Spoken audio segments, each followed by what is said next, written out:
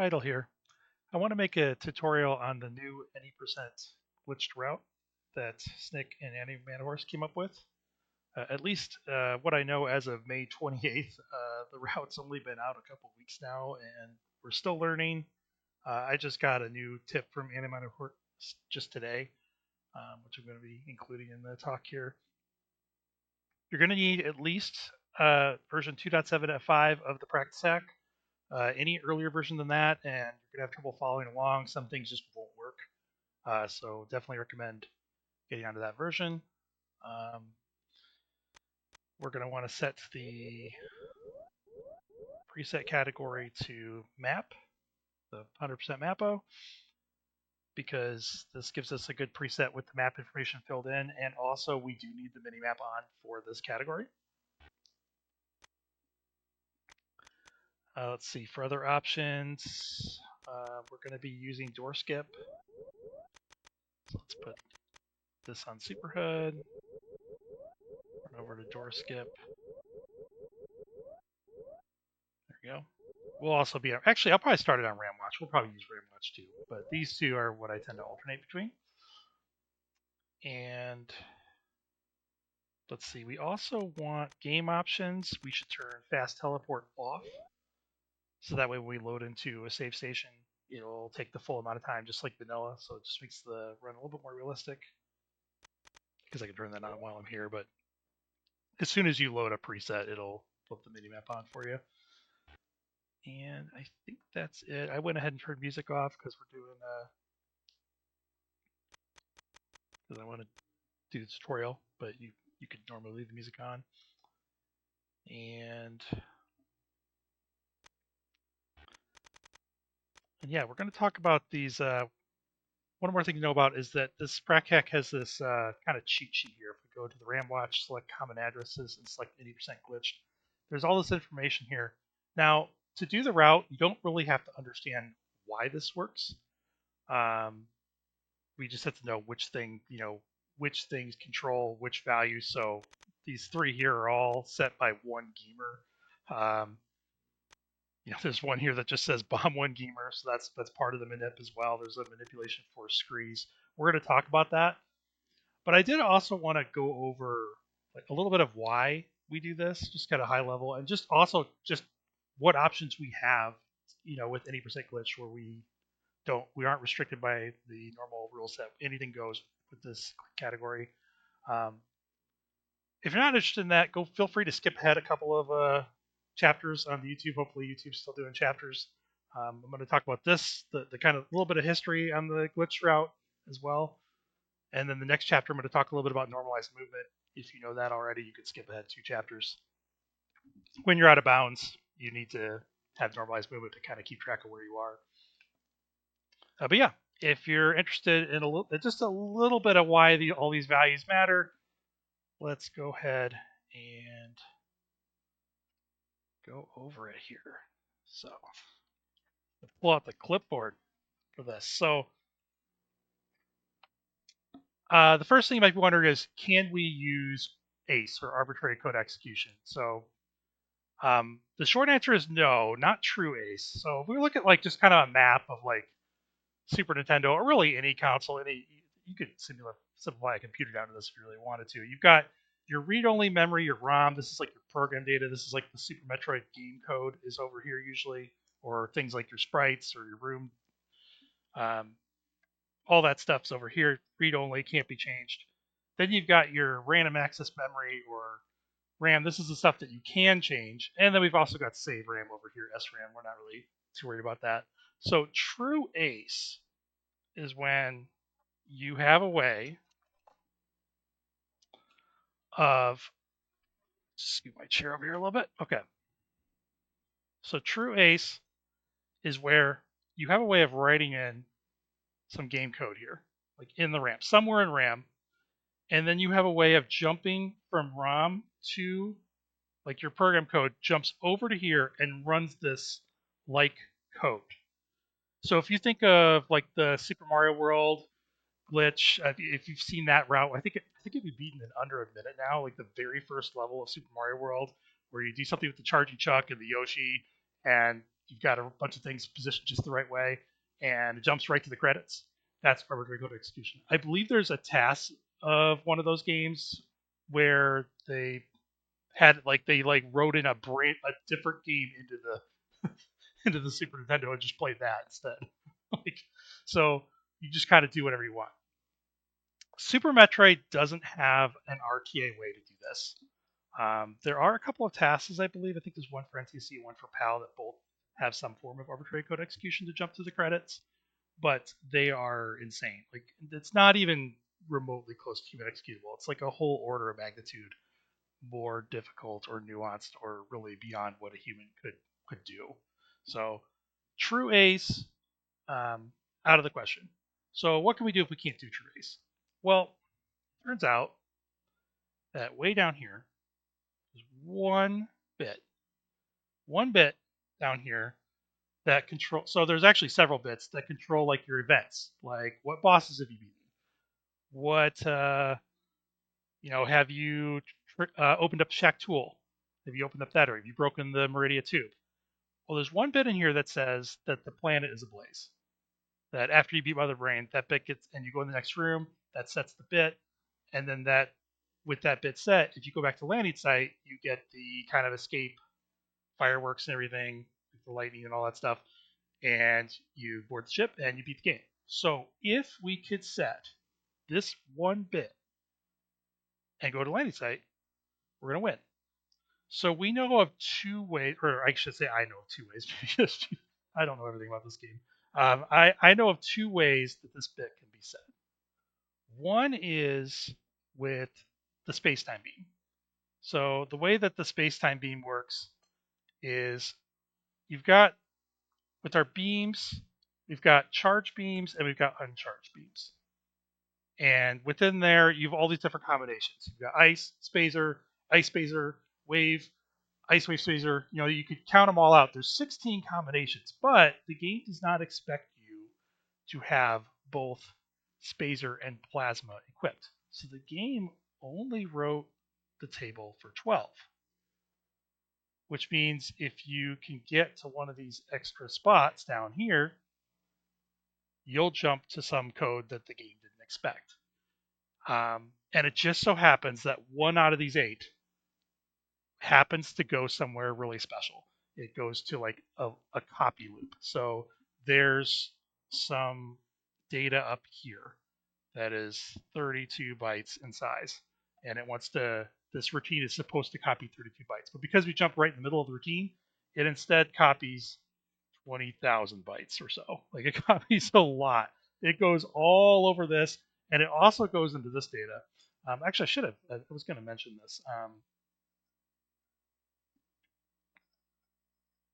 We break this RAM into 2 pieces. So this is your room data over here, and this is like everything else. So like all of your event flags, SAMUS information, the maps, most of the things you can think about changing in this game that you want to remember is over here, and this room data is over here. So when we start from this copy, we're overriding both this area and also room data. So the way that space-time beam ends up getting used is we pick it up from the GT. We use the GT code to get plasma and spacer and all the beams.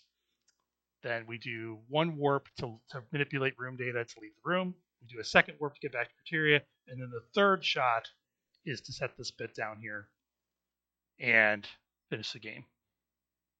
So something I skipped over here. I don't have like a script for this. My apologies. You might wonder, couldn't I just like almost beat the game, like get all the way to Mother Brain, set the bit, and then do like a quick reset and like go back and like maybe this flag will still be here? The very first thing that Super Metroid does is it clears all of the 70 RAM. Just clears it all. It does not clear 7F though. It actually leaves your room data behind. I think the reason for that is because you're only putting a few things in this bank. It was just, they could manage it. It was like, well, we don't need to clear the whole thing. We know what the room data is going to be, and we surely there'll be no way to get out of bounds. I mean, and that does lead us into the other way that we know of setting this bit. We could use everybody's most favorite, most overpowered item, the X-ray.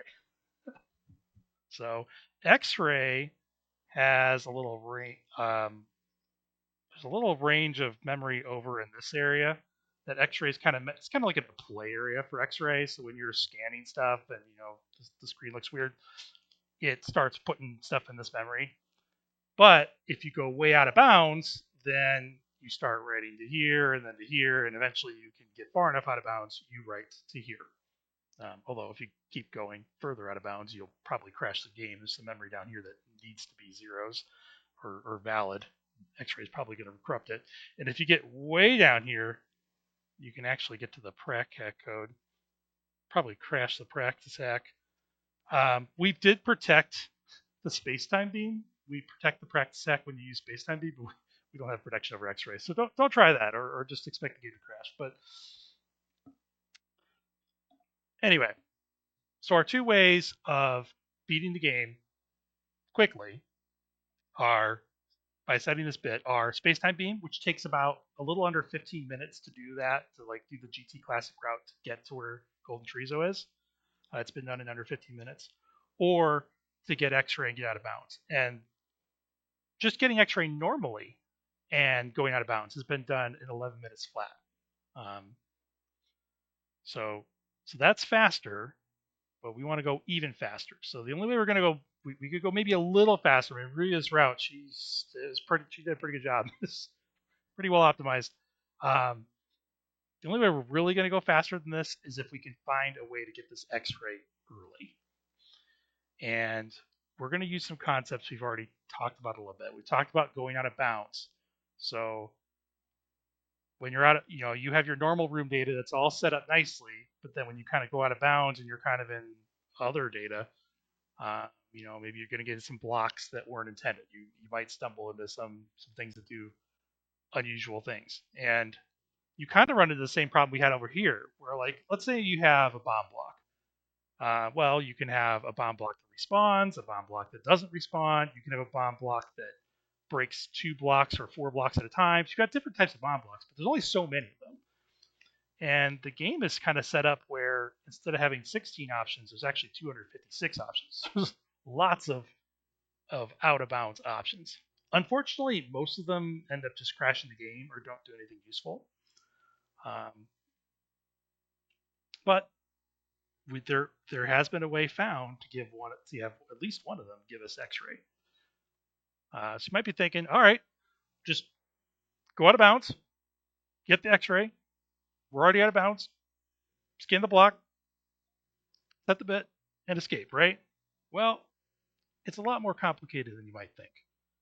For starters, the block that we use to get this X-ray doesn't just show up. Like if we get out of bounds in Parlor and go looking for this block, it's not there.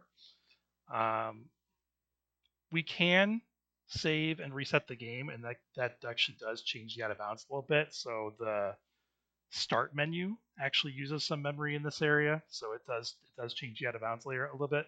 Still doesn't get us X-ray, but it does get us a block shuffler. So there's a block that doesn't give us X-ray, but it does make a big copy. So we saw this one does 20,000 bytes. The block shuffler does the whole bank. So the entire bank, it happens to copy from bank 84 if anybody cares. This entire bank gets copied to here. So instead of having normal looking room data, you have whatever this is. And if that's all it did, that still wouldn't probably be enough. Like it still would be unlikely that this thing copies our X-ray block over. But fortunately, the Super Nintendo developers knew how important it is to be able to access this RAM over here. So they made a rule that the top part of RAM will actually show up over here too. So these blocks, actually the top of them are all 7E RAM. So this RAM is part of the room data.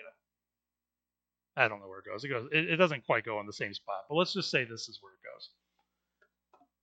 And that's huge because this RAM isn't just any RAM. This is RAM the game expects to change a lot. So Samus's position, her equipment, her, your controller scheme, the mini map, the enemies, their positions, projectiles, their positions, all of that stuff is going to be copied into room data.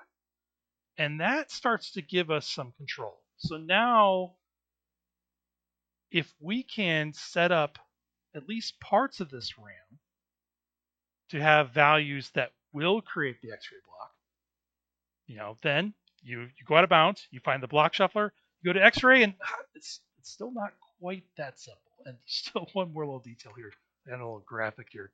So we got to talk about post-load modifications, or PLMs.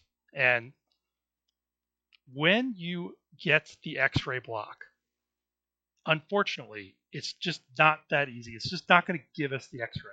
It's actually going to look at a value depending on which of these PLMs it is. There's 40 of them.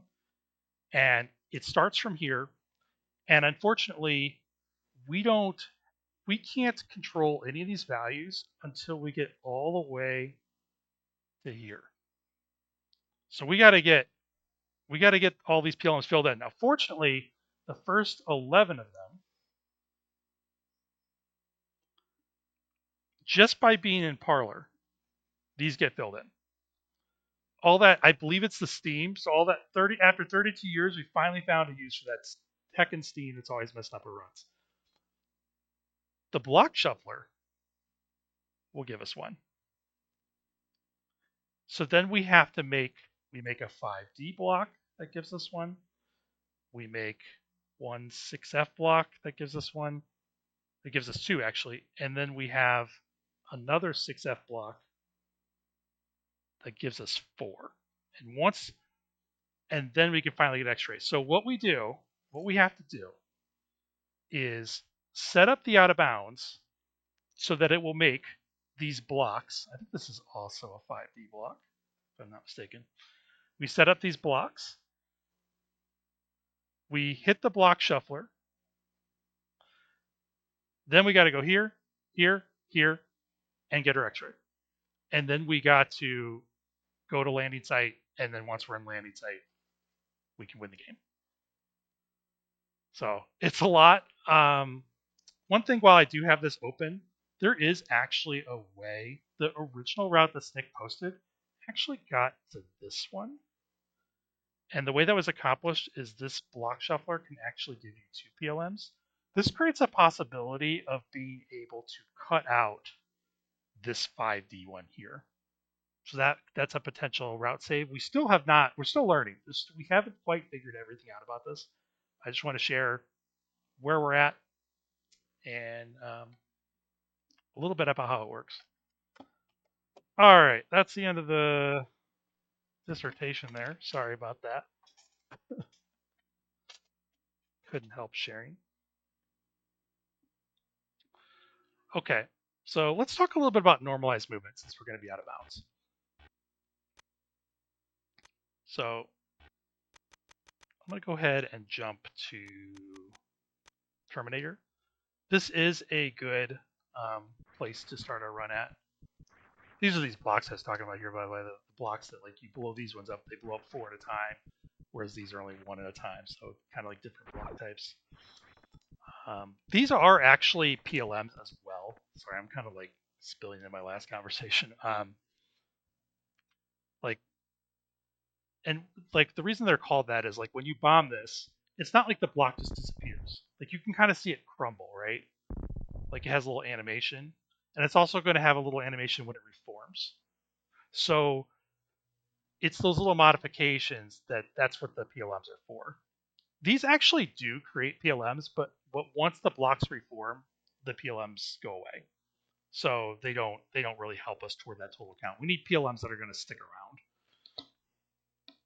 All right, enough about that. Let's talk about normalized movement. So, for example, let's say you may know that if you bonk into a side here and you hold shot and you start backing up, Wait, did I not? Oh, here we go. I sometimes I forget about this game. If you're bonked against the wall, you can't moonwalk away from the wall. Apparently, shows you what I know. But if you hold X and moonwalk like this, you may know that this moves you exactly half a pixel per frame.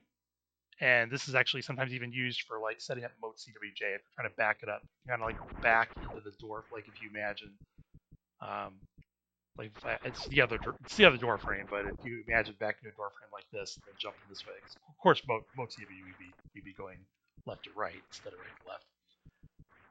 Moonwalking is not normalized movement because even though all those facts are true, how far we moved exactly is going to depend on how many frames I held this arrow button, and that's just hard to determine. Kind of a general rule of thumb for normalized movement, you need at least 3 frames of tolerance for any one action. So moonwalking, not normalized movement. But turning, like this is normalized, right? So if I bonk against something, that's normalized, right? I'm going to always be in the same spot. And then if I quickly press left, I'm going to move the exact same amount of I'm going to move the exact same amount of distance every time. If I jump and turn, actually I should do it this way. If I jump and turn, it's the same thing. In fact, you actually move a little bit further on the ground than you do in the air. So you can actually stack these together to move like a normalized amount. Of course, that would take forever. So hopefully you can find something better than that.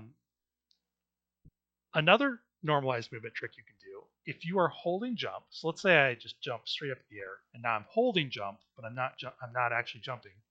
If I turn, I'll automatically do a spin jump. And this will be the same like every time.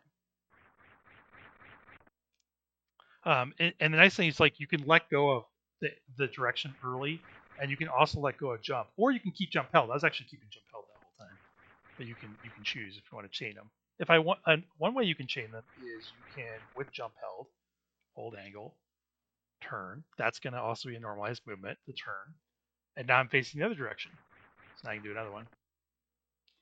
So that's normalized. Another one might be like morph, bomb, do something like that. Now, turning around on the ground is I wouldn't consider that normalized because it's too quick. I think Samus can turn in like 1 frame, so that if you're holding for 2 frames versus 3 frames, that's going to make a difference. So that's not normalized, but we can potentially use the bombs to propel us. There's probably at least one I'm forgetting. There's one more though I want to talk about, and unfortunately I can't demonstrate it because I choose to play this game without angle down, and I'm gonna give no angle down strats. I'm gonna talk about a couple places where you could use both angles because like normally, so we can do a backwards like a spin jump like this, right? But I can't jump forward, so I'm either gonna move forward or like I'm gonna move before I jump, or if I jump first, then there's gonna be a few frames where I wasn't moving. But if you have both angles, Samus will point up. She'll be like this, I believe. While she's in that state, if you're holding left and right, she won't move. Or if you're holding the direction you're trying to move, you're facing, she won't move. That means you can press jump and you'll do a straight jump like this, but you'll also move because you're holding the D-pad. And when you land, instead of like that, see, I did a little stutter forward there. That's not normalized. But if you were holding both angles, you would stop. You wouldn't do the stutter forward. So with both angles, you also have that normalized movement available to you. So I'm stubborn. I'm going to stick to my no angle down. I like having dash and L. That's just me. But know that that's a available option. All right, let's get into the run. As far as presets that we could start with, you could start with this Terminator one. You could start before BT. You could start like heading into Alcatraz.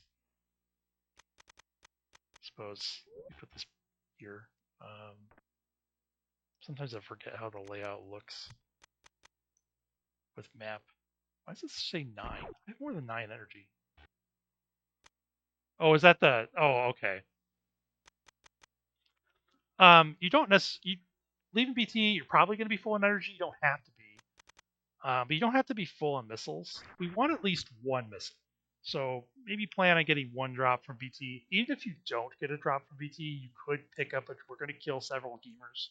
You're likely to get one from a Gamer. It is helpful to have at least one missile. So, say set up your preset. Then, because everything up until BT, everything up until BT is normal, same as you would do in any percent run. Oh, I didn't actually know you could do that. I didn't know you could roll over like that. We want to come down here. It's fine if you get hit twice. It's fine if you get hit once. It's fine if you don't get hit. There's a slight advantage to being full health, full everything here, but it's pretty minor. I would do whatever's fastest. As soon as you see that flashing animation, we can hit the reset button. And I would set up this way in the practice deck as well. This is going to set up the out of bounds the way we want it.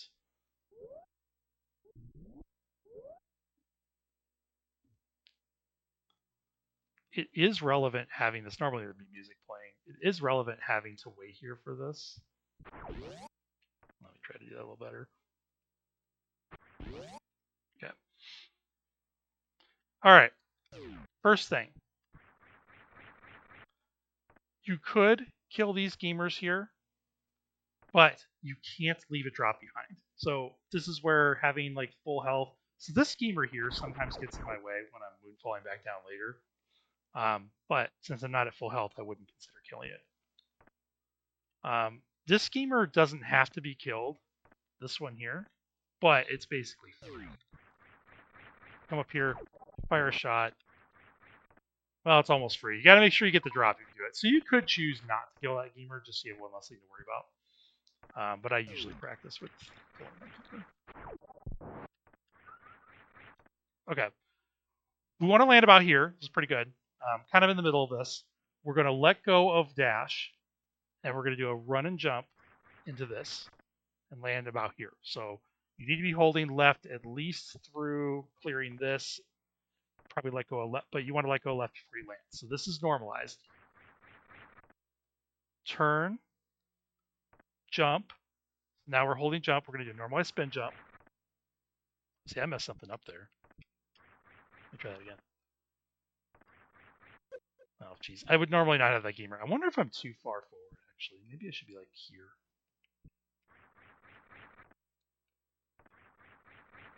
Yeah, so see how I didn't bonk this? Bonking this is bad when you do the setup. So let's see if I can do that again. Yeah, see, that time I didn't bonk it. So maybe I just turn. I might have just held turn too much, too many frames. Okay, so turn again. Bomb, stand up, hold right. That's going to manipulate the screen. So let's go to our cheat sheet here. We're looking for this value here. So this value here. And yeah, it looks like I did it wrong. So maybe I am standing too far to the right. Because one time I bonked and one time now I'm getting this 1A0 value. That's not what we want. So let's try. I'm still learning here, so bear with me a little bit. You can do this consistently, though. I'm making it look harder than it is right now. You're gonna have to practice it, but I will get in a groove where I do this like 5, 6, 7 times in a row. Like it's not that difficult. So let's assume this is too far forward. Start from back here. Oh, I'm still bonking that platform. This is surprising me.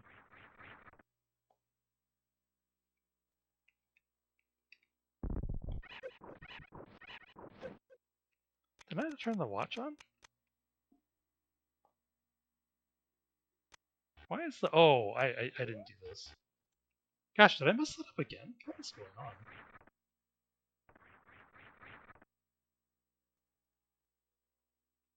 Am I supposed to jump? I might be missing a step. Oh, okay, I missed a step. That's why I'm messing it up. My apologies. So this forward value, let's see if this has anything to do with it or not. Jump. Okay. Yeah, you got to get your movement right. Okay, that's what I was doing wrong. So, I apologize. Cut like a minute out of the video.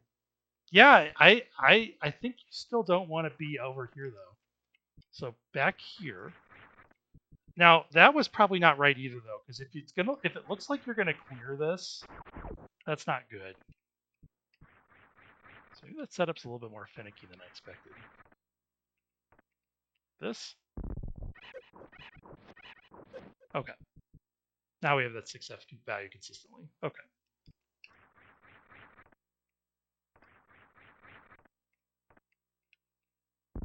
I just did the wrong turn there.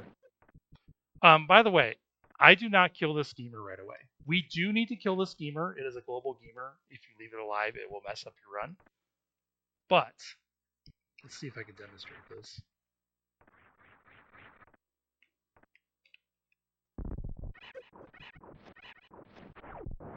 Yeah. See that? I killed the gamer, and the value went to 0. So that gamer can kind of ruin your day. I think it can also make a different value. Let's see if it affected a different value. No, this one's still okay. So this OEM value, we just kind of want it to be a low number. 2 is good. Like 2, starting with a 2 is good. If you do too much at once, you can get that value to start with an A, and that'll result in having a spike block show up right near the end of right after you get X-ray, you'll land on a spike block. Just one of the fun things.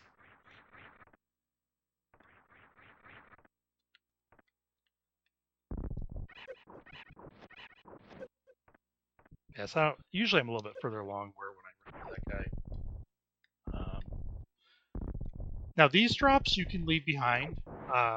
These particular drops, but later on there'll be a problem. So when we bombed out those blocks, let's show that off here. That's going to set these to 5.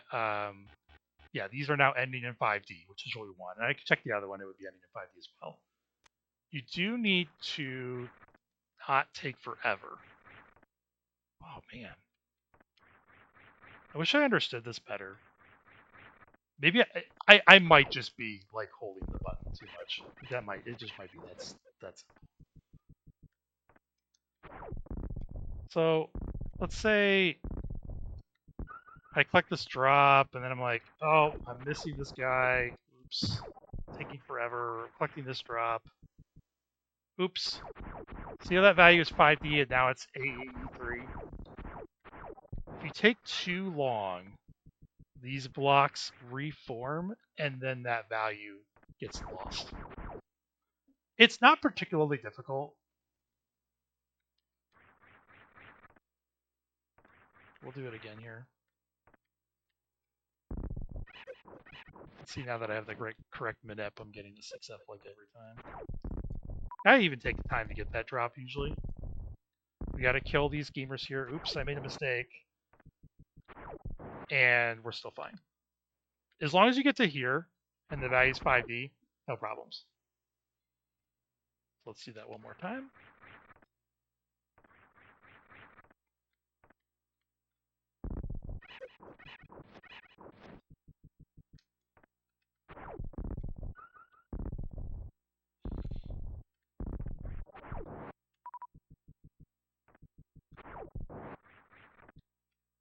Okay.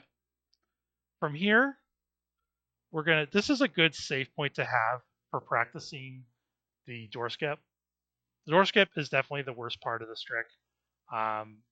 Is double frame perfect. Maybe we gotta do a setup for it too. So we're gonna need one value we're gonna want to look at is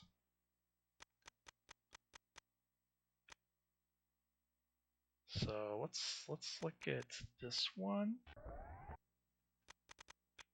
And we'll also look at this E0 one.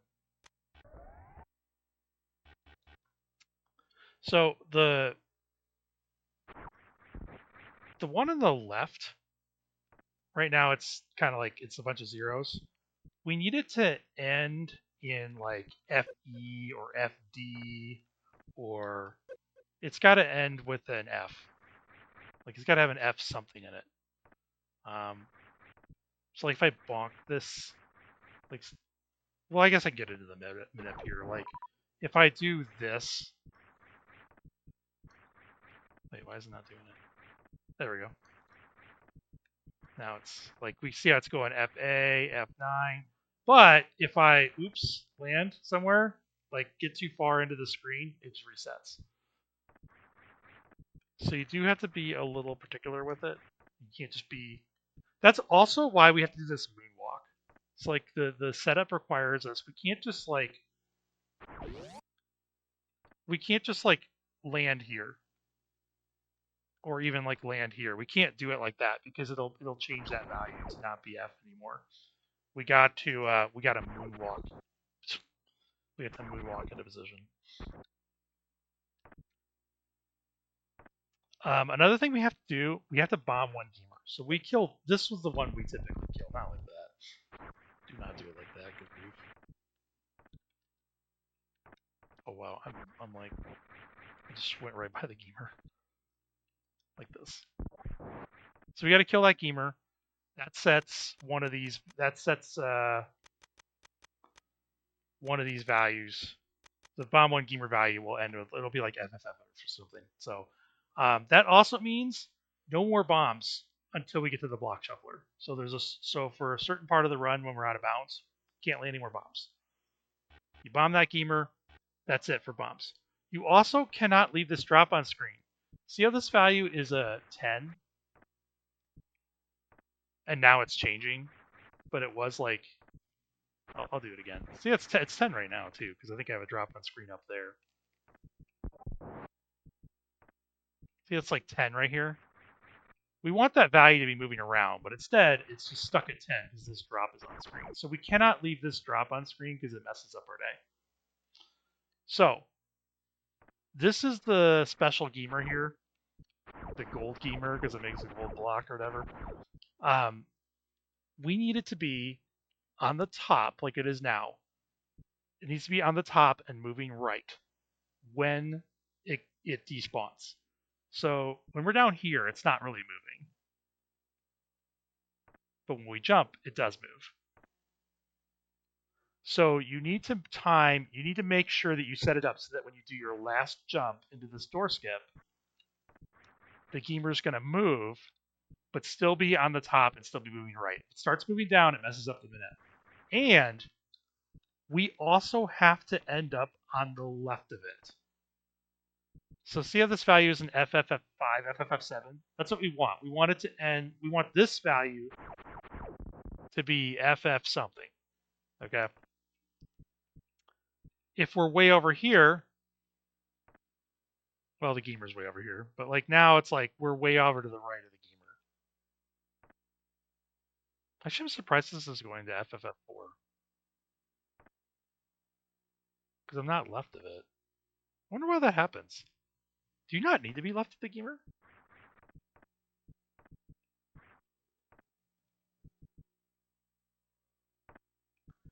Because like when you're up here, I might be mistaken. Maybe you don't have to be left of the gamer. See, I'm learning now too. I thought I associated it with being far enough left. Huh. What I do know is the schemer. I do know for sure the gamer has to be on the top, moving to the right. And it also, the other thing I know is, let's say we manip this value here. We do these little wall jump checks, and we manip this value, right? And it's a value we like. Oops, we just lost the value.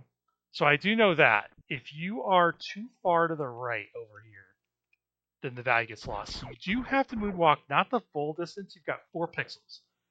So 8 frames-ish. You got to stop somewhere in these 8 frames. Remember, we move half pixel a frame on moonwalks. So 4 pixels to work with where you have to start your jump from. You need this schemer to be moving along the top right. And then, of course, this is a frame perfect trick. So it's time to switch over to this, the door skip. So this will give us some feedback on our presses. Y just means we were in position. If I had actually tried to do the trick, it would have given me more. Like if I had paused, it would have given me some more feedback there. So there is an E2. So you need to pause, and about 5 frames later, you need to jump. And it is a normalized movement. You're gonna be already so you're already holding jump. So you push left, and that triggers the spin jump. So you're holding jump, you moonwalk into position, you press start. 5 frames later, you press left to initiate the spin jump, and then what you're going to do is on this screen, you're going to hold an angle, and you're going to hold down. So you look like that, but you're going to release. You're going to release down, and when you release down, it expands Samus's hitbox. The releasing down is also frame perfect. So pressing left 5 frames after start is frame perfect. Releasing down is frame perfect. Double frame perfect trick. And unfortunately, if you fail the skip and you end up here, everything we just did got lost. The Geemer gone. The 5D blocks gone. The 6F scree gone. So you basically have to reset to your save that you fortunately did need to make, so it's not the end of the world. But you, instead of losing like 10 seconds like in the previous 80% glitch route, you just come back up here and try again. But now we have to do this whole room again. So that is the unfortunate part about this skip. So the other unfortunate thing about the skip is I can't even demo the rest of the route until I get the skip. So I might have to have a chapter here for like.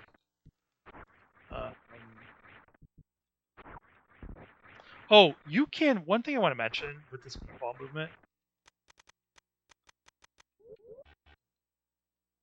you can sometimes get.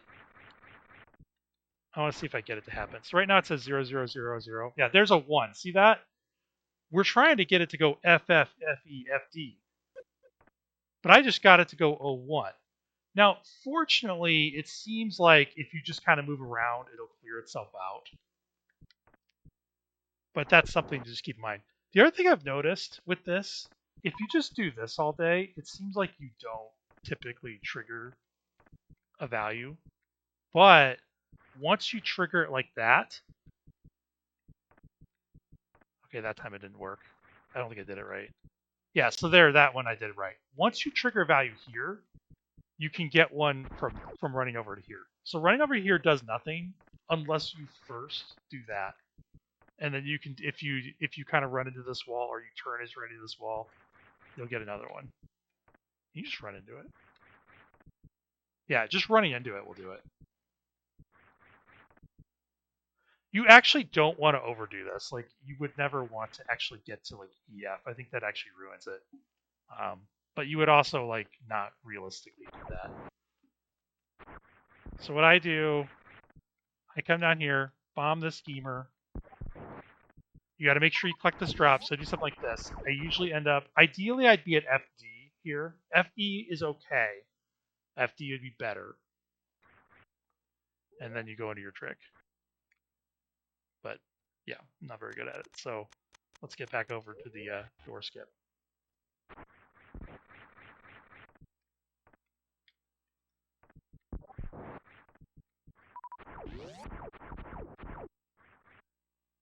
L1, so close. Anything with E1 or L1, at least I'm trying.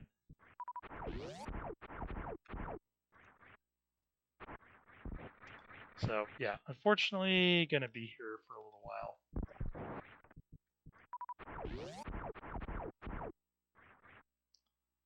while. You can, in theory, do one more of those wall jump things. I feel I have a pretty good track record with the gamer being in a good spot if I do it this way, where I do one wall jump and then one to collect that drop and fall down, open the door. Now, if you had angle down, you could like angle down shot here to open the door.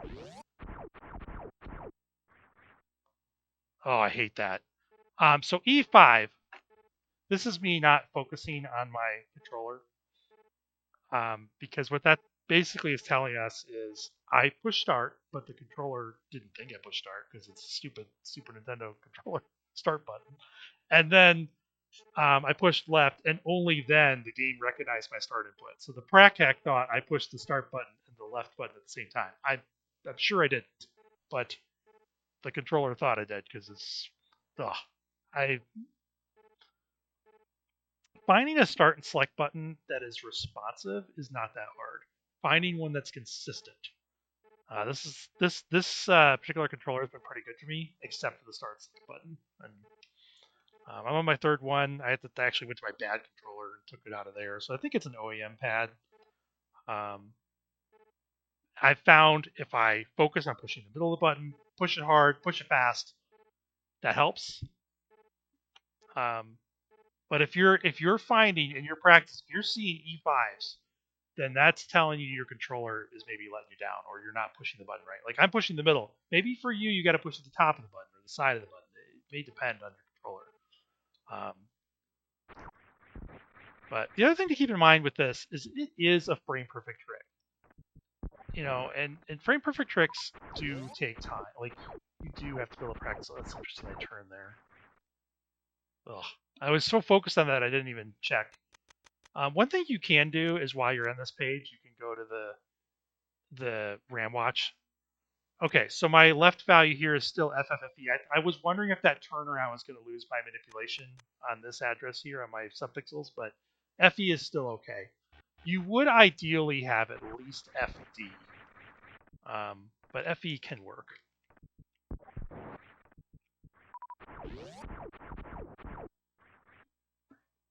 Okay, I'm going to save here so I don't take forever on this because I got an actual good position here. Okay, and we got it.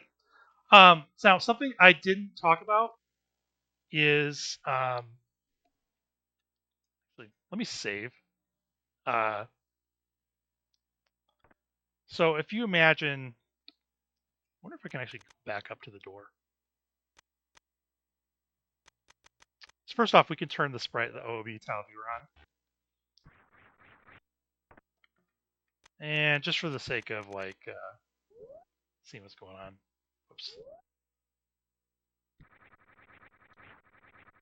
Let's try to go back up to the door here.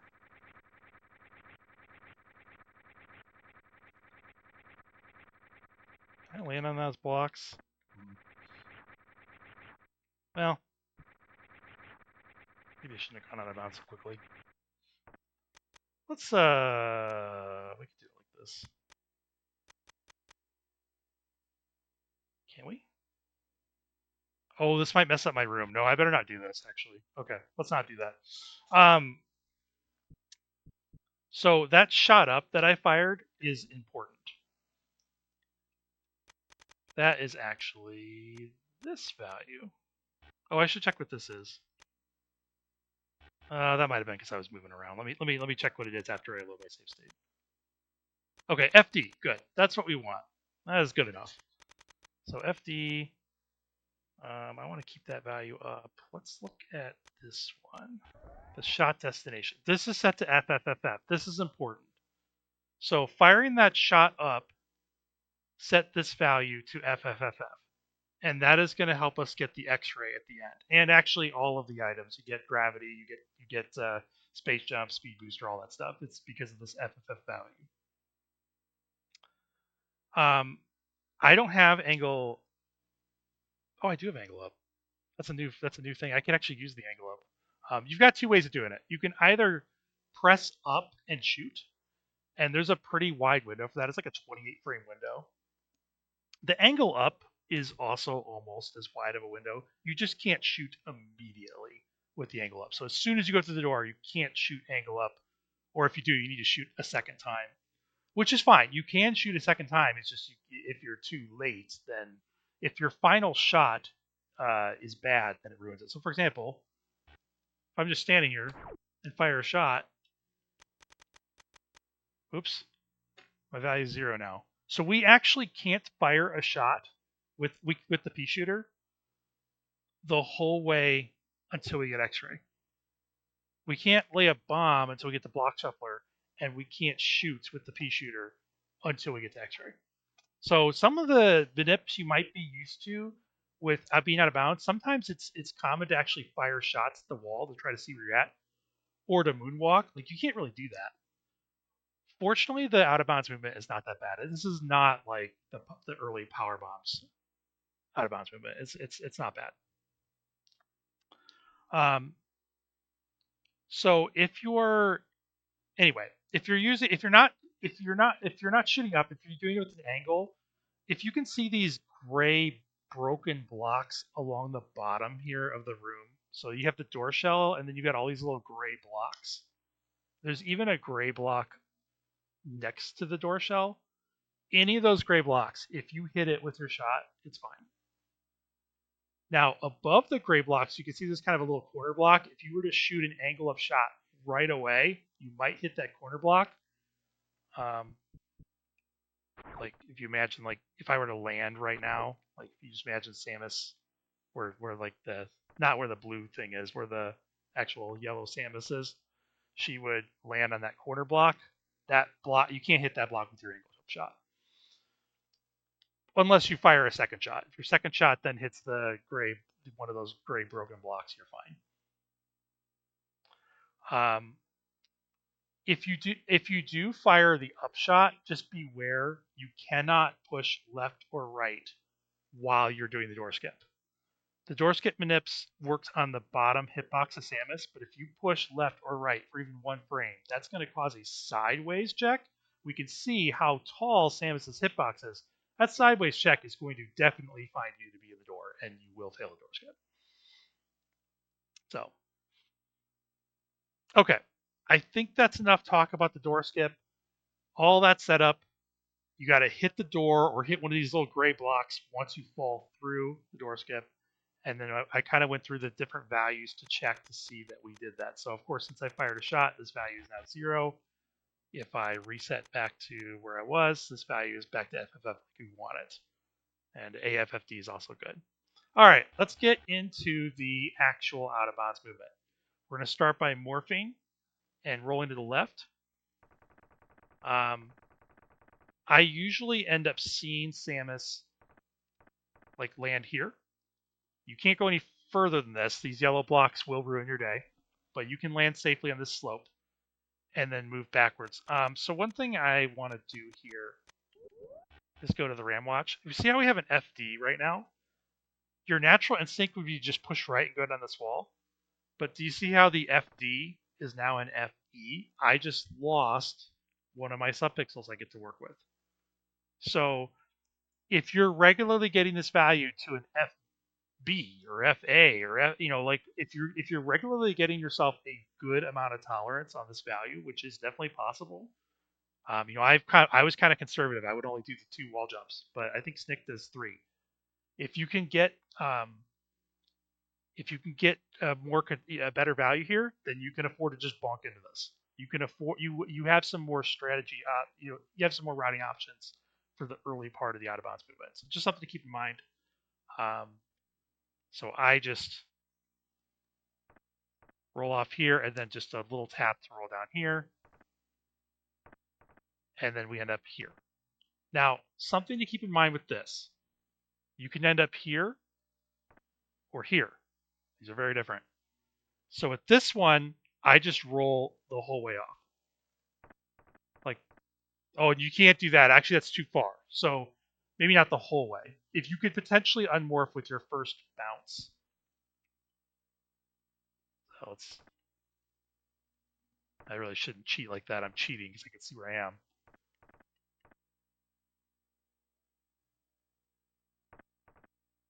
So you could stop rolling it, and then I push against this wall. This is what I do. So I actually do give up a subpixel here on purpose.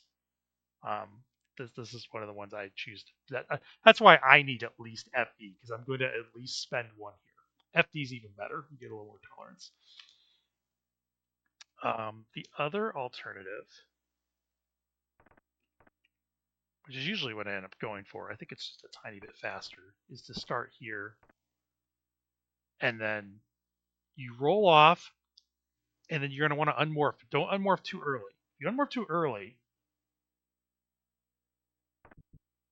okay, now of course it works fine. Can you actually unmorph early? I assumed if you unmorphed early, maybe I was always going from that bad spot. I kind of have bad luck with unmorphing early here. Of course, now that I'm trying to show it, it's not happening. So, I don't know. Maybe you can unmorph kind of early.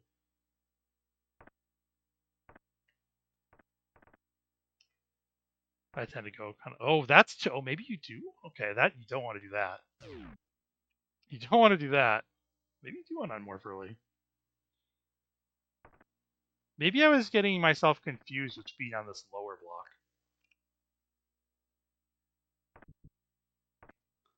I'm curious what happens if you hit that pink block. I'm going to see if I can do that.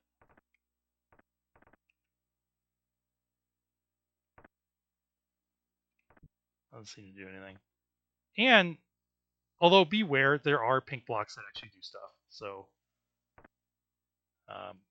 it is possible. It seemed like I avoided that too. So okay, new strategy. Ignore past me from a minute ago. You just unmorph earlier. But you don't want to be on that lower platform. That's probably what was actually messing me up. You got to be on this platform and not the lower one. The lower one you don't want to unmorph like till very late, pretty much. Okay, so we're over here. Now from here, we go ahead. I don't really want to save because I want to like do the whole thing in one go. We're going to just run left across these like slopes, but they're actually kind of like crumbles. Like you make some sounds. You're gonna hear 3 sounds, like did it. After the 3rd sound, you want to go into a down back,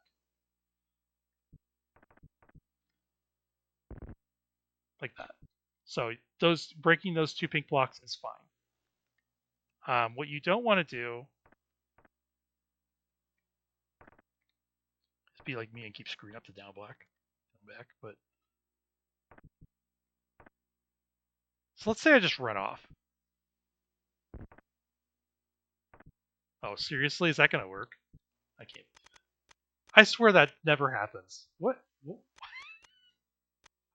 I'm kind of annoyed right now. Why did that happen? I'm I I'm really miffed. What just happened? How did that work?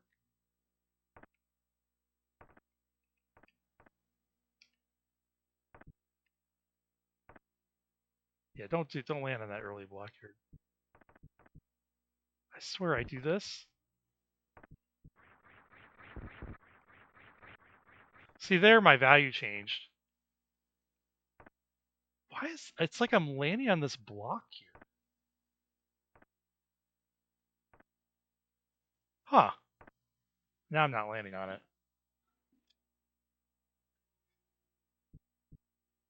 And this block is also not acting weird like it sometimes does. I swear sometimes this block I'm jumping on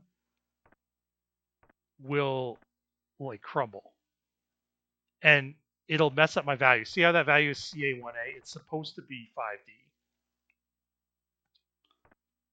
So I've always been doing the down back to avoid it. You might be able to find another setup that works.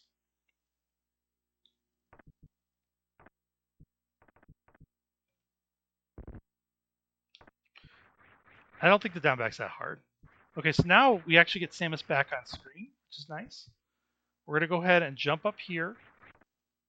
You can land here or here. You can use this background to help you know where you are.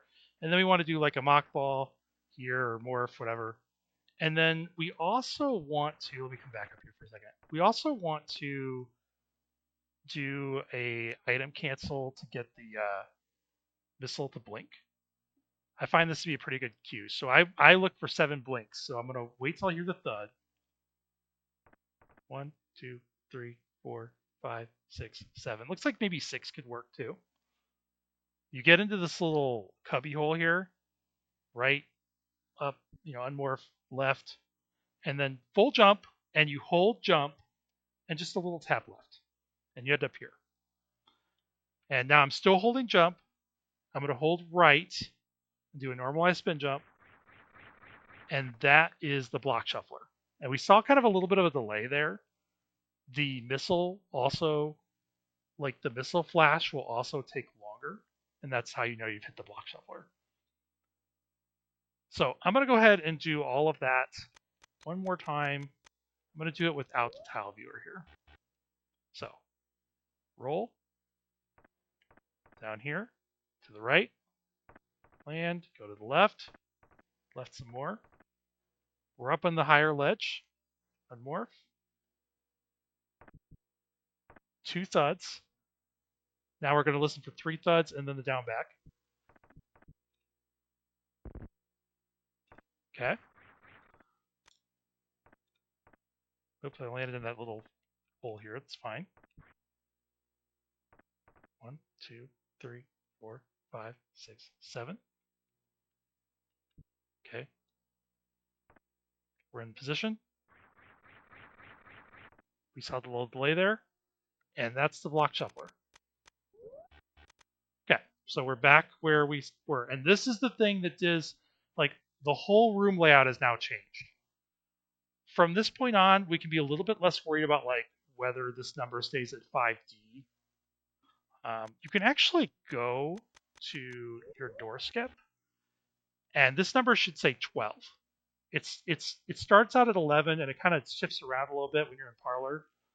Once you go out of bounds, it'll be at 11. It might actually shift around when I did that down back and crumbled some blocks. It might shift for that number value too. This is your PLM count. When we hit the block shuffler, we expect it to be 12.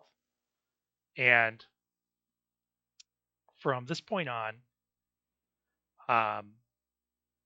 we have to go around and touch some special. We created a bunch of blocks. We need to touch them all, get this number up to 19, and then collect our X-ray. Now, I believe this one, the recommended way is to do to turn around and do like a jump like this.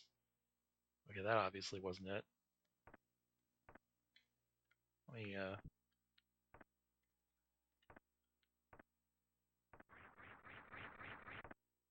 okay, that must not be it. Okay, so the reason I don't know this is because it involves holding both angles. So I'm just going to go over what I do. There might be a faster way to do this if you have both angles. So what I do is I jump, slight tap, hold forward till I land. Short jump, tight tap, kind of land, maybe a little bit more jump than that. And then what I do is I morph, and then I kind of tap until I land. Push back up against this. Now I'm set up I'm holding jump. We're going to do a normalized spin jump and land over here. And then I used to do 3 of those spin turns. So what I used to do is like turn, spin, turn, spin, turn, spin. This is the correct position if you're using angle down. Animated Horse just gave me a new option, and which means I don't even have to have angle down equipped, which is good because I don't have it equipped right now. So the new option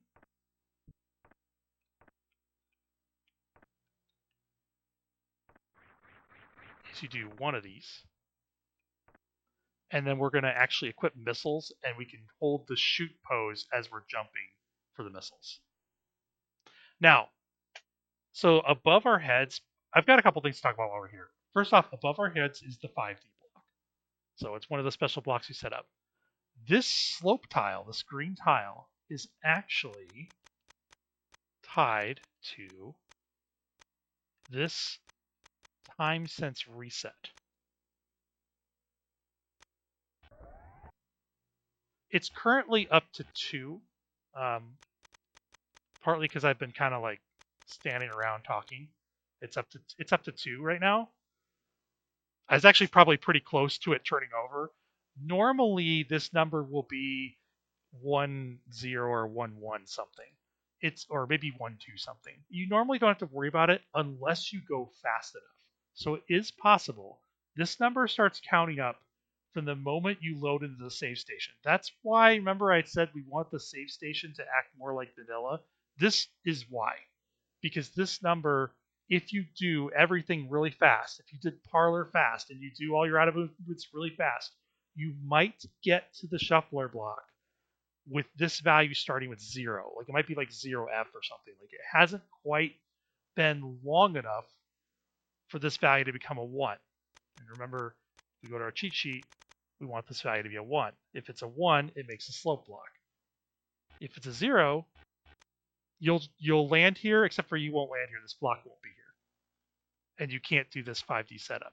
Now, I also mentioned if you listen to the whole thing, if you didn't skip over the beginning part of the spiel, this 5, there is an alternative that avoids this 5D block. We haven't routed it out yet. Nobody's running that route yet. But it is possible to. So I did like a normalized spin jump into the block shuffler, and I got 1 PLM. My PLM count is 12. When I do this jump, it's going to go to 13. There's a way to get the block shuffler to give you a value of 13. I'm not going to go over that because I don't know it, and it's kind of a tricky jump, and I'd have to redo my save and everything, so we're not going to show that. But just know that that is a possibility. The other thing I need to talk about for right here is if I jump right now.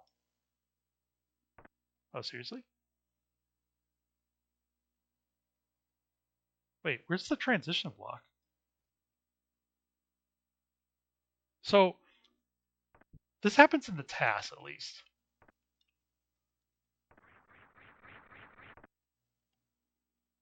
Yeah, it's not happening now. Interesting.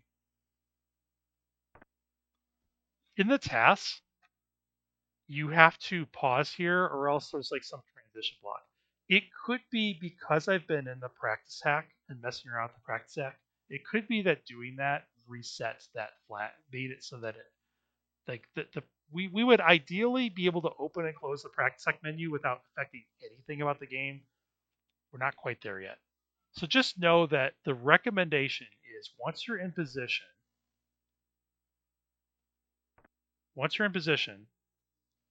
you need to pause and unpause. And this is what makes the screen look all gobbledygook. But we do that because normally if you jump there, you'll hit like a door transition. I'm a little bit it doesn't show up in the practice deck either. It doesn't show up as a block. So I'm a little unclear on how it works. I just know that in the task, whether you do it with vanilla or with the practice deck with the tile viewer on and everything, it will happen. Like if you don't pause. That's my understanding. Unless something has changed. Like again, we're still learning things. So it wouldn't surprise me if one day we learn how to skip that pause. But the thing is, this entire 5D block we could potentially cut out in the future. So okay, because I'm doing the setup with, if you're doing the setup, the original setup, you would crouch after you pause. Or you could do you crouch before you pause, whatever. You're going to be crouched, jump, then hold angle, and you're going to land. Since I'm doing the setup without angle down, you have to be angled down. You cannot angle up and do this. It has to be angled down. The game is actually going to look at Samus's pose for this. It's kind of crazy, and that's also relevant for the X-ray grab as well. It's really crazy how this was figured out. You also cannot be holding angle down before you jump because then you're going to do a crouched angle jump, and that's a short jump. You need to do a crouch jump to get high enough, then hold angle. In my case, though, I'm set up to do the shot method, which is the thing Animaniforce just told me about a couple hours ago. So I am going to shoot. I'm going to have missiles equipped because if I equip the pea shooter, it's going to ruin everything. But if I equip missiles, then I can fire a shot and be in a shot pose. So let's try that. Okay. If it works correctly, you land in the block like this. And the game, and my PLM count here, it went from 12 to 13. If you don't do this correctly, you're just going to crash here. Okay. So from here, let's go ahead and, like I say, leave missiles equipped. We're going to turn around. I'll go ahead and save. We want to jump on this block here. For this, we use visual cue. We actually use this garbled background. So we can just do a straight jump. And we want our cannon to be kind of here. You can be a little closer if you want. This has some leeway to it. This might even work. And I'll talk about what that means as far as leeway. So you jump and you kind of, oops, you're looking for you to land over here. So that's good. That's almost too far. We'll see how that works. So then what we're going to do, you can do a jump turn. I think you're supposed to do just a regular turn. I think you're supposed to do a regular turn here. Actually, probably not a jump turn. Well, we're going to, but you could, in theory, do a jump turn if you wanted to be like a little closer to the edge of the block. So we're gonna morph, bomb, unmorph, and get shot over here. And we can see we kind of land with a good amount of clearance, but our next jump, and this is another one where you can kind of choose, do you want to do a jump turn and barely move at all? Or do you want to do a regular turn? So like back over here, probably can just, oops, don't do that. Do not do that. Turn, morph, unmorph, turn. Okay, so you end up over here. Normalized setup for, so I jumped, turned, and unjumped. So I'm holding jump and I'm facing right, hold left, end up over here. And then we can turn right.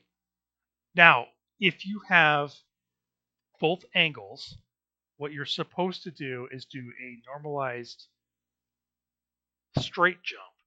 So what you do is you hold both angles. You'd start holding right, which would not move Samus because you're holding both angles. And then you do a straight jump to get over to a block over here.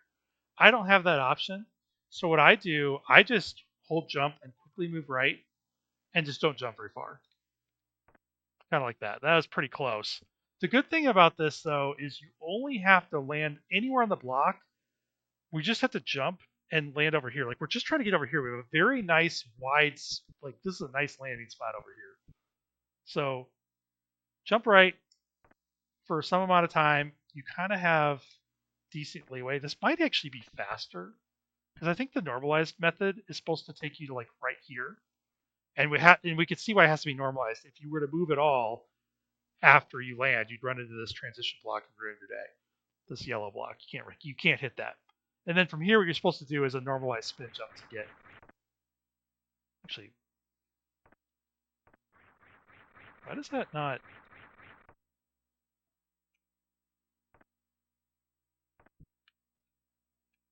I'm confused.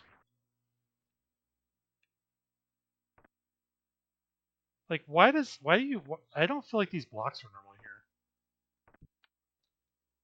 Maybe I'm misremembering the setup. Maybe you just do another straight jump. Or maybe you're just supposed to just jump for it. I don't know. I don't go for that, so I don't know what the route is supposed to be actually. I thought you could just do a regular jump from here. Maybe you do it like that. Maybe it's a running jump. That might be what it is.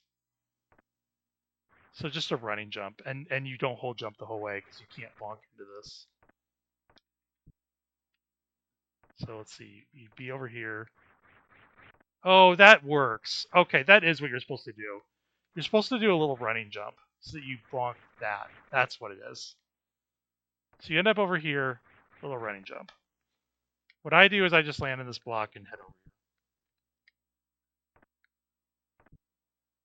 So, however you do this, you do need to be a little careful not to bonk this if you're doing it my way. If you do the normalized way, that will not happen. Okay. Once we're over here, we turn around, jump, jump and hold jump so we can do a normalized spin jump. We're going to land right here. Run to the right, jump, turn, and you'll be like this. Remember, we can't moonwalk, so all we could do is do like a jump turn. And then we're going to run into this block. and it's going to change color, and we can see our count went to 15. So if we do that again, we started out at 13.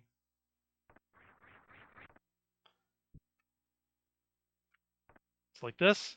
Just run into it. We kind of get stuck to the block like this, and we're now up to 15. Okay, so for the next several jumps, we're going to hold jump the whole way.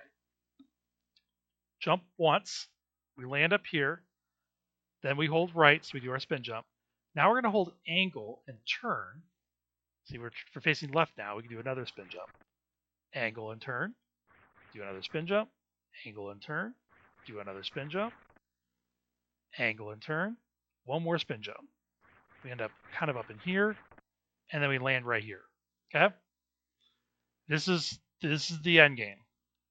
We're almost to X-ray. We have two more things to do. One is this block is special. So watch from our count is 15.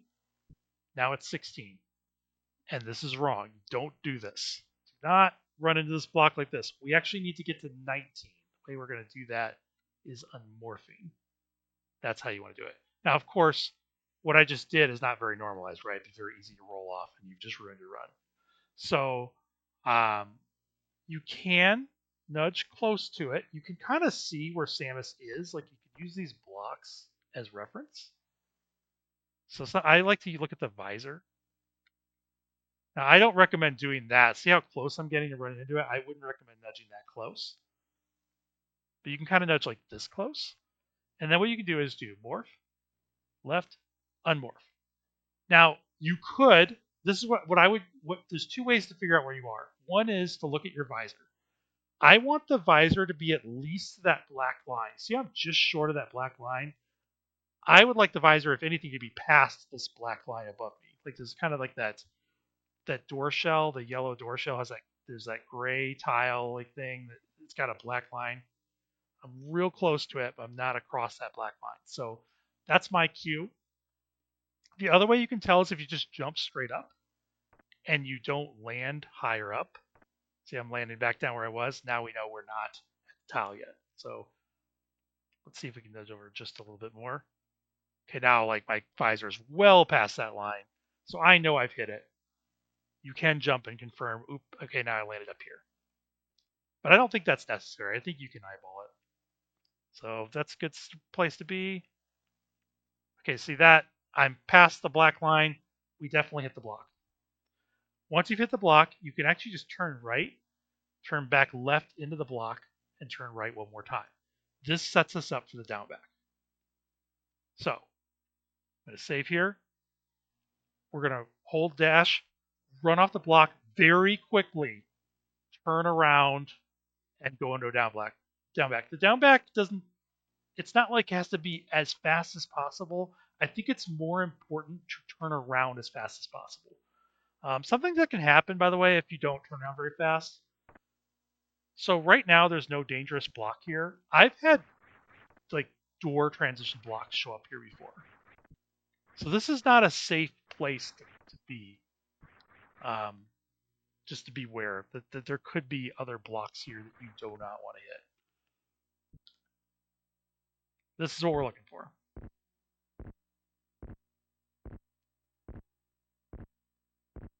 By the way, this block that's kind of like randomly like appearing below me, that's the block that can be a spike block. So I mentioned earlier this one here.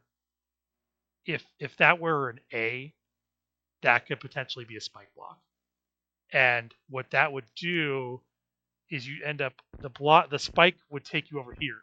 Now, if you can react to it and press left and get back over here, you want to be kind of like here. We want to land here. But it's hard to do because normally what you're going to do... Oops, yeah, don't do that. See, that was not... I didn't turn immediately, but I still got it. So it doesn't have to be a super quick turn, but this can be a little funky. I'm having good luck with it right now. Ideally, there's no spike block, and you actually just more. Oh, looks like these can both be blocks like that. Interesting. But what you want to do is morph, fall through, and go this way. And unfortunately, if you just hold this, you're going to end up, yeah, you kind of end up in bad place. So we're going to talk about how we manip that. I want to do this a few more times. See, so that was too late. Whoops, that was not even a down back.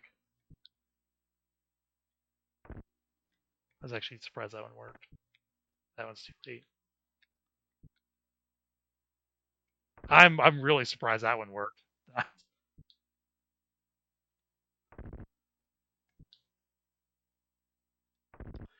Something to note, you can't just set up anywhere in this block.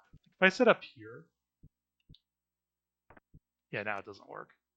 If I were to like try to be closer to this block,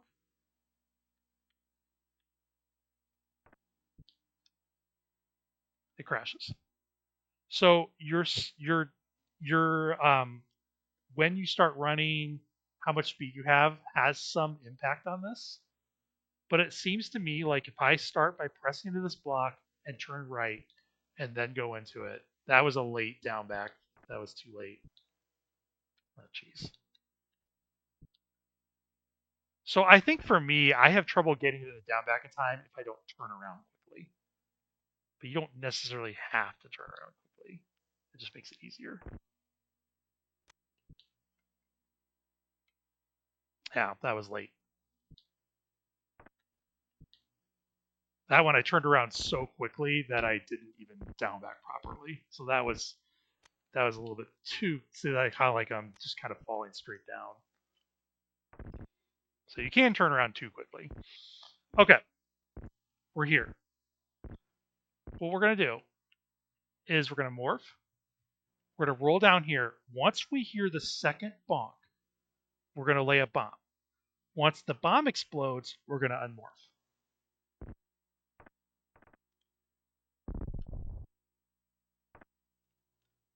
And then when you get down here, you morph and you roll in. And that's how we exit the room. So let's do that again. Morph. And this crumble here doesn't count, so it's bonks later. 1, 2. Bomb. Unmorph. Definitely recommend practicing this. Because if you get to, yeah, don't do that. That's why you want to, oh my god. No, that's not right. That can't be right. Yeah, it's not right. You gotta go. You gotta do it right. So in that situation, I didn't morph first, and that's why the spike is kind of hard to react to because the first thing you really want to do is morph and then move. But if you have a spike block, you actually need to move first. So really, you don't want that spike block to show up. It's probably gonna ruin your day. Morph. 1, 2. Bomb. Probably bomb even faster than I'm saying it. Yeah. See again, I'm not morphing. 1, 2. Bomb. You got to practice this. It's pretty easy to. I'm making it look easy, but it's easy to unmorph in the wrong spot, and that'll ruin your day. Okay, morph left. Okay. Conveniently, we're in landing site, which is where we want to be. We've got a couple options here. One thing I should have done at the beginning is turned on Super HUD. Let's put this in static as icons. Okay. You've got a few options here. You can land on this block, morphed. If I stand up, see that icon show up? The game now thinks I'm going to be riding an elevator. If I take a door transition, Samus will be stuck unless I unpause. So if I go over here and pause, now I've cleared that state. So now I can move again. If I take the door transition, I move again. So just be careful. Either plan on it and just pause and unpause before we finish the game, before you leave this room, or try to avoid it. But if you ever find yourself taking you like, wow, I landed on some blocks I wasn't expecting to land on, maybe plan on pausing and pausing just to be safe.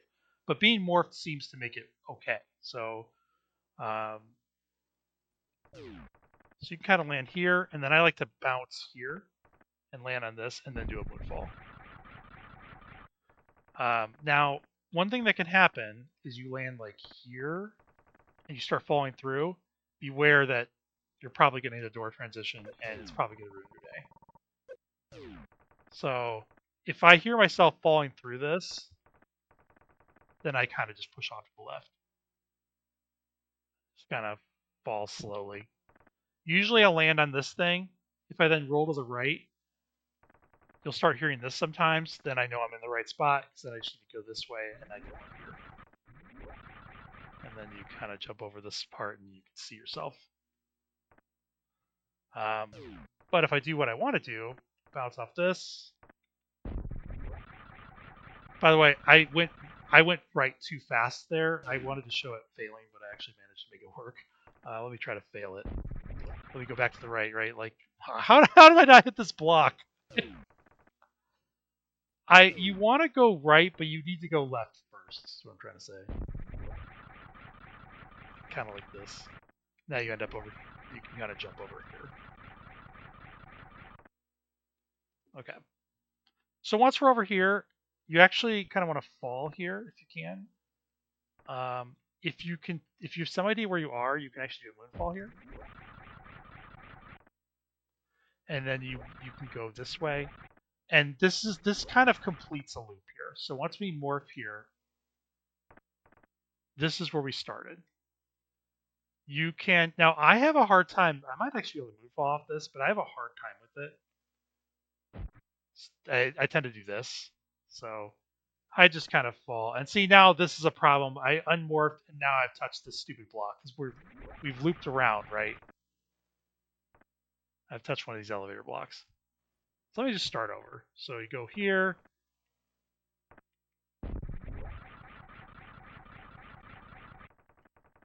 Oh yeah, you can kind of get stuck in these blocks. If that happens, just try to jump out of it. You'll usually be fine. See, this wasn't very good because I wouldn't normally be able to moonfall that. I would probably. In fact, I should probably stop cheating. This I could moonfall.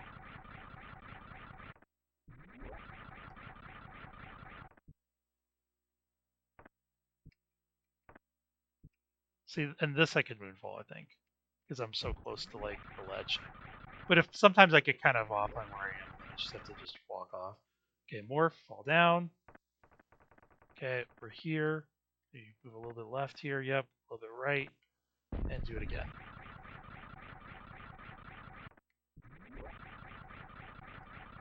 Okay.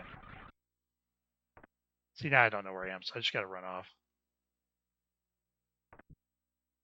Jump once, usually here. Okay. Once we get to here, let's go ahead and save. You can start equipping X-ray. Don't forget we do have grapple. So if I item select, I'm on grapple. Item select, again, we're on X-ray. So we're going to get to this point. We're going to roll off. We just want to roll a slight roll off here, like this. Perfect.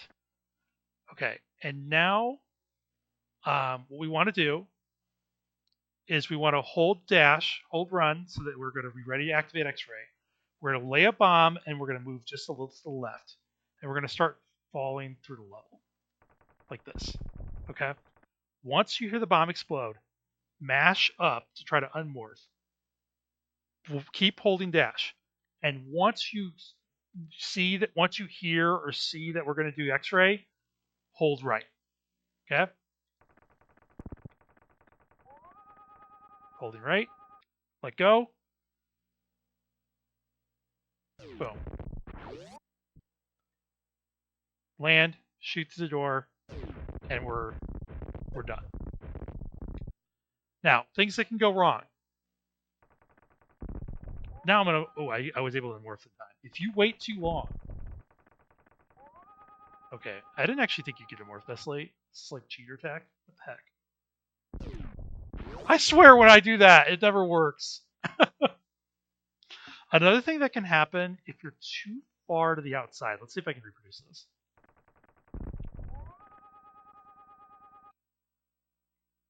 Let's see. Yeah. See, I ended up like in no man's land. You can save the run from here. We're actually just on the other side of Parlor.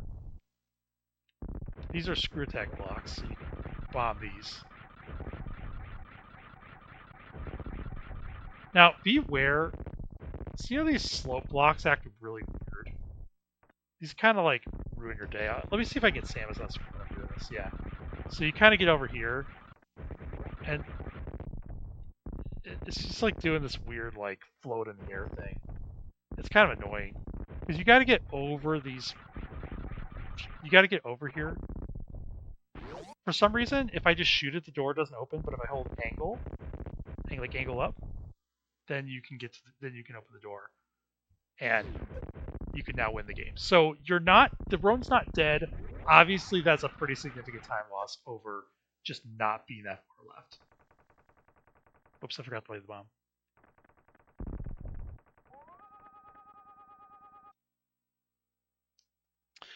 If you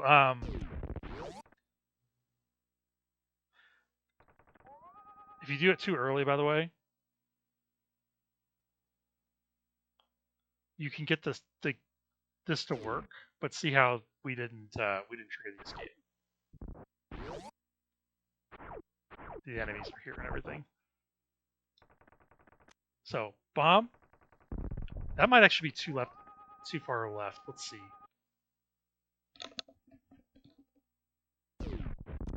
Yep, I'm over here in no man's land again.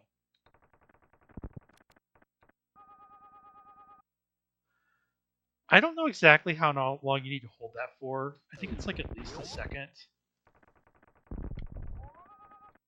Let's see what happens. I think that's too quick. Yeah. So you do have to hold it for, I'd say, a second.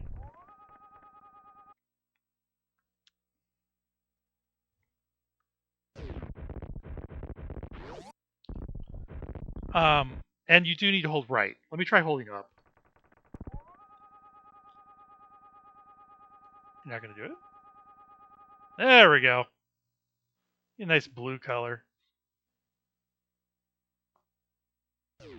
But yeah, we didn't. Oops, I held right there. I mean, that probably is going to work. Yeah, that worked. Let me try it again. I'm just holding up.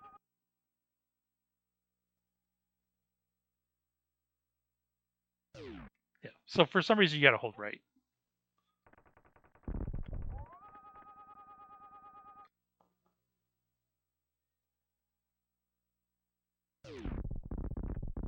Don't forget to shoot this door. There's a door here. You can see in the tile viewer. You got to shoot this. And also, don't forget that you have X-ray equipped, so you want to hit item cancel first or something. And then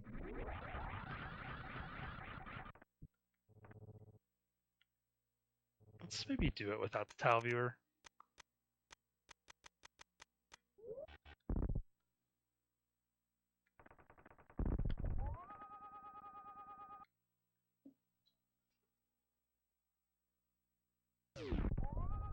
Oh, I moved too far left. But you could save this. I think.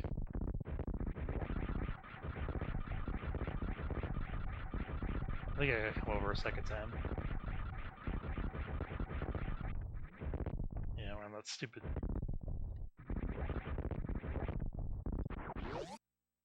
Yep.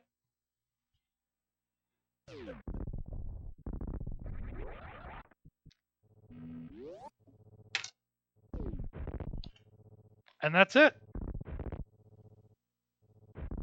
That is the route. I'm trying to think if there's anything I left out.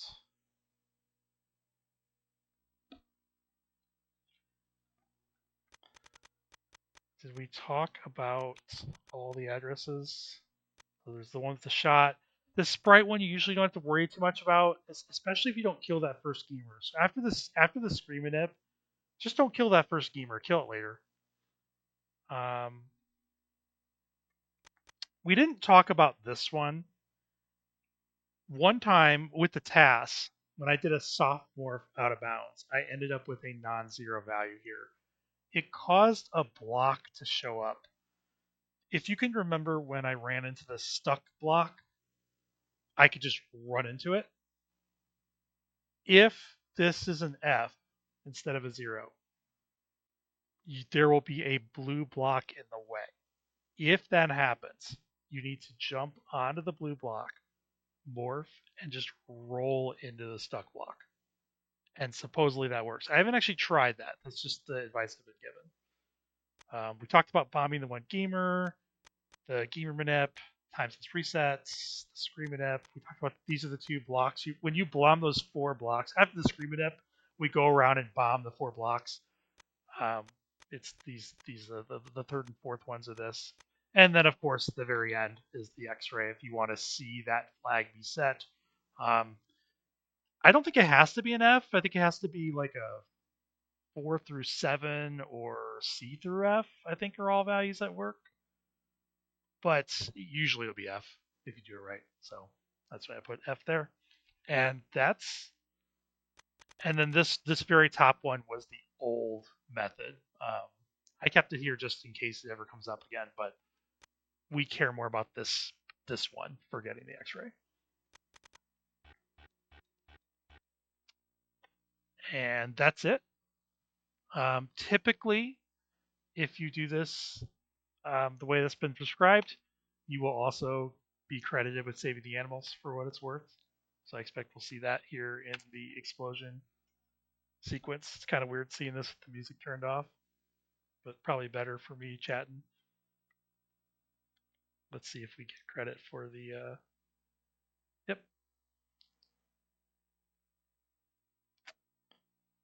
And yeah, that is going to do it for the tutorial. I'm sorry for the length of it. This is probably like an hour and a half, so I apologize. Um, I also apologize for the multiple times that I had bad advice during the the tutorial. There's definitely more that can be learned, and you may find better options. I should have mentioned I'm not convinced that what I did in Criteria is the fastest. You might be able to find something better. The out of bounds movement before Criteria, the one in Parlor, there are other alternatives, but you have to be very careful about doing all the manips correctly. Any of the special blocks, the one at the end where you kind of unmorph into, you can unmorph however you want into it, but all the other blocks, if you run into them differently, if you do something that isn't the prescribed method, there's a very good chance the game's either going to crash or it's not going to give you the PLM count that we need in order to get the X-ray at the end. So we are kind of limited there. Other than the possibility of skipping that 5D block, of doing the tricky, it's like instead of doing just a normalized spin jump into the block shuffler, it's like a straight jump with a morph and then a timed unmorph, and you only have a few frames to get the unmorph. So that it's not very normalized because of that unmorph. It's difficult.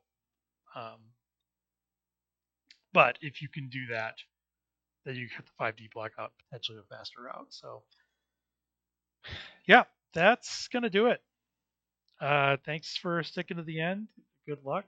It'll be interesting to see how this ages because I probably forgot something and there's probably something I don't know. So yeah, thanks for watching.